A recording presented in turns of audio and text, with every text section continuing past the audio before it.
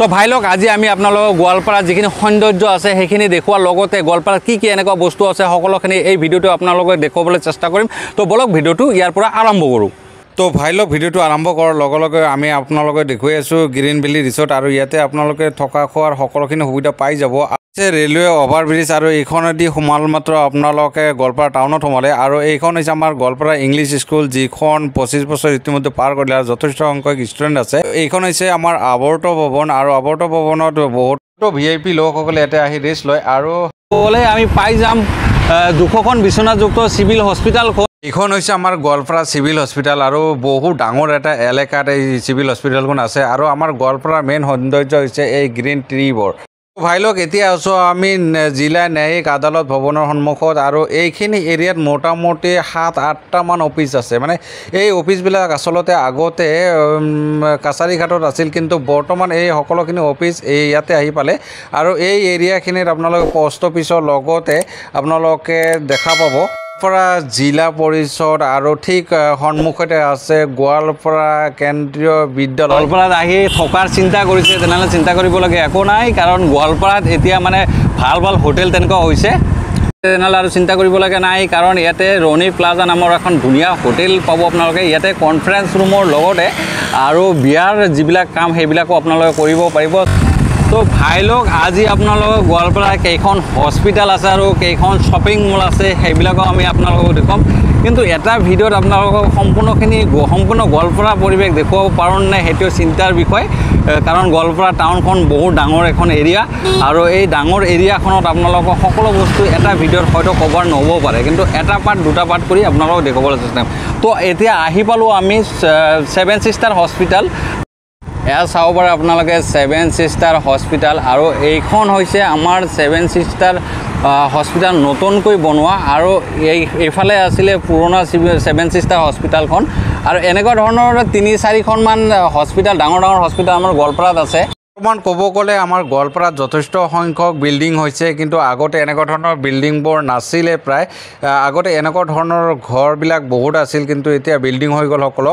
তো ভাই লোক এইটো হৈছে ৰচনা এখন ধুনীয়া ৰেষ্টুৰেণ্ট আৰু ইয়াতে আপোনালোকে বিভিন্ন ধৰণৰ ফাষ্ট ফুডবিলাক পাই যাব। ইয়াতে আপোনালোকে বিভিন্ন ধৰণৰ মিঠাইৰ লগতে আপোনালোকে বহুত কিবা কিবি পাব, মানে সন্ধিয়াৰ সময়ত আহিলে আপোনালোকে ভালকৈ ইয়াত খাব পাৰিব। আৰু তো ভাই লোক এইখন হৈছে আমাৰ লাইফ কেয়াৰ হস্পিটেল আৰু লাইফ কেয়াৰ হস্পিটেল লগতে এখন ধুনীয়া শ্বপিং মল চিটি কাৰ্ড। আৰু এটা কথা ভাই লোক, আজিকালি আপোনালোকে সকলোৱে চিন্তা কৰে যে মানে নিজৰ ল'ৰা ছোৱালীবিলাক ক'ত ভালকৈ পঢ়া শুনা কৰাব, ক'ত কি কৰিব, ক'ত মানে ভাল স্কুল বা কলেজ আছে। তো আপোনালোকৰ আৰু চিন্তা কৰিবলগীয়া নাই, কাৰণ আমাৰ গোৱালপাৰাতকৈ বেছি ক'তো স্কুল আৰু কলেজ নাই বুলি মই ক'ম, কাৰণ আমাৰ গোৱালপাৰাত বহুত school college doctor hospital shopping mall বহুত হৈছে বৰ্তমান সময়ত। তো আপোনালোকে মানে গোৱালপাৰাত সকলোখিনি সুবিধা পাই যাব। মেডিকেল কেয়াৰ হস্পিটেলখনো আমাৰ BOC-তে আছে লাইফ কেয়াৰ। আৰু ইয়াতে এখন শ্বপিং মল নতুনকৈ ইতিমধ্যে হৈছে আৰু শ্বপিং মল এইখন কলকাতা বজাৰৰ বিপৰীতে ফেশ্বন চিটি বনাই দিলে আৰু লগতে গোৱালপাৰাত এখন ডাঙৰ লটাৰী খেল পতা হৈছে আৰু এই লটাৰী খেলখনৰ সম্পূৰ্ণ ভিডিঅ' আপোনালোকে আমাৰ ইউটিউব চেনেলত পাই যাব আৰু এই লটাৰী খেলখন 30 জুনত অনুষ্ঠিত কৰা হ'ব। আৰু BOC পইণ্টত আপোনালোকে 3খনকৈ শ্বপিং মল পাই যাব, যেনেকৈ বিশাল মেগা মাৰ্ট, ষ্টাইল বজাৰ আৰু ফেশ্বন চিটি। এই 3খন শ্বপিং মল আপোনালোকে এয়াও হৈছে আমাৰ জাতিৰ পিতা মহাত্মা গান্ধী আৰু ইয়াৰ পৰিচয় দিয়া কোনো প্ৰয়োজনীয়তা নাই, কাৰণ এয়াও সকলোৱে চিনি পায়। আৰু এই পাৰ্কখনৰ মুকলি কৰিছিলে আমাৰ বলিউডৰ বেষ্ট তাৰকা টিনু আনন্দজী আৰু চলচ্চিত্ৰ হস্পিটেলখনত বৰ্তমান MRৰ সুবিধা আছে আৰু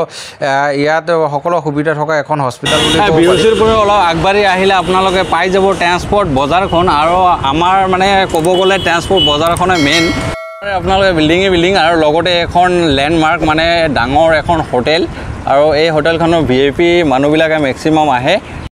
এইখন হৈছে আমাৰ ট্ৰেন্সপৰ্ট পুলিচ পইণ্ট আৰু পুলিচ পইণ্টৰ পৰা অলপ আগবাঢ়ি গ'লে আপোনালোকে পায় মাছ বজাৰ, মানে সকলোৰে প্ৰিয় বস্তুবিলাক। মাছ বজাৰৰ পৰা আপোনালোকে 500 মিটাৰমান আগবাঢ়ি গ'লে পাই যাব আমাৰ পীৰ খুৰাচানী চাহাবৰ মাজাৰ আৰু ইয়াতে আপোনালোকে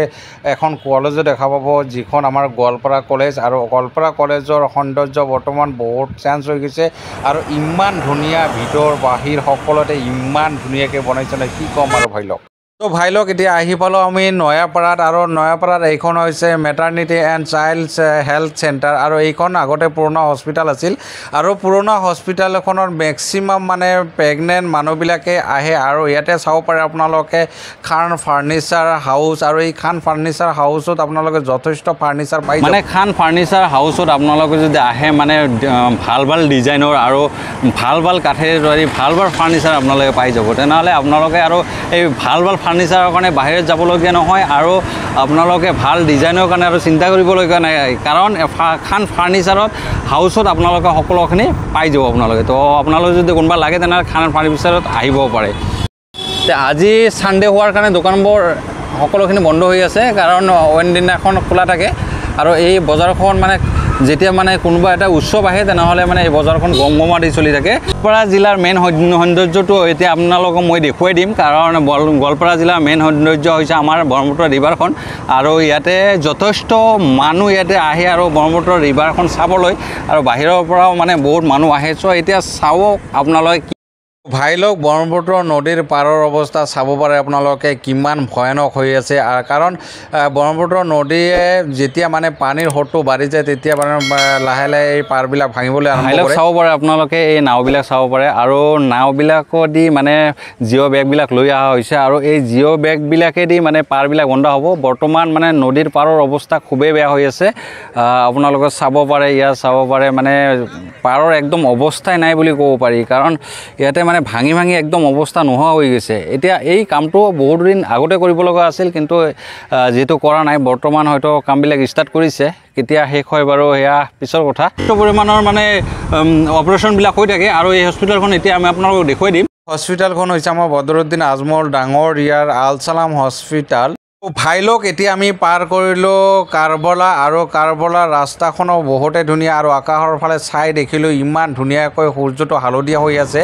আৰু আপোনালোকে যদি বিচাৰে এই বিল্ডিংখনৰ ডিজাইনটো কপি কৰিব পাৰে বহুতে ভাল লাগিছে বিল্ডিংখনৰ ডিজাইনটো আৰু এই ৰাস্তাটো দি আপোনালোকে অলপ আগবাঢ়ি গ'লে পাই যাব নৰনাৰায়ণ সেতুখন আৰু এয়া চাব পাৰে আপোনালোকে নৰনাৰায়ণ সেতুখন আমি ফাইনেলি দেখুৱালোঁ তো ভাই লোক এতিয়া মানে ফাইনেলি আমি আহি পালোঁ প্ৰায় মানে পঞ্চৰত্ন ৰিজৰ্টখন য'ত মানে আপোনালোকে আহি আড্ডা মাৰিব পাৰিব আৰু লগতে ধুনীয়া ধুনীয়া সোৱাদ ল'ব পাৰিব চ' এতিয়া আমি আপোনালোকক পঞ্চৰত্ন ৰিজৰ্টখন দেখুৱাই দিম মোৰ লগত আছে ৰাকেশ আৰু ৰাকেশে হেলমেট পিন্ধিছে ভয়টো বেছি খায় মই অলপ মানে পিছফালে আছোঁ তো সেইকাৰণে অলপ মানে ৰাকেশে দেখি যিহেতু পুলিচ চুলিচ দেখিলে তেওঁ মোক ক'ব যাৰ কাৰণে মই হেলমেটখন হাতত লৈ আছোঁ চাব পাৰে আপোনালোকে আৰু ইয়াৰ নাজাৰাখিনি চাই আপোনালোকৰ বহুতেই ভাল লাগিব আৰু গোৱালপাৰাৰ নাজাৰাটো একদম দেখিবলগীয়া ভাই লোক তো ভাই লোক এয়া চাব পাৰে আপোনালোকে পঞ্চৰত্ন ৰিজৰ্টখন আহি পালোঁ আমি আৰু এয়া মানে আজিৰ ভিডিঅ'টোত আমি ক'তো মানে সোমোৱা নাই তো ভাই লোক আপোনালোকক মই গোৱালপাৰাৰ যিখিনি সৌন্দৰ্যময় পৰিৱেশ সেইখিনি দেখুৱালোঁ আপোনালোকৰ ভিডিঅ'টো কেনেকুৱা লাগিল আমাক কমেণ্ট কৰি নিশ্চয় জনাব আৰু আমাৰ ইউটিউব চেনেলটো ছাবস্ক্ৰাইব কৰি দিব আৰু লগতে আমাৰ ফেচবুক পেজটো বেছিকৈ ফ'ল' কৰি দিব আৰু লাইক কমেণ্ট শ্বেয়াৰ কৰি দিব চ' আজিৰ কাৰণে বাই বাই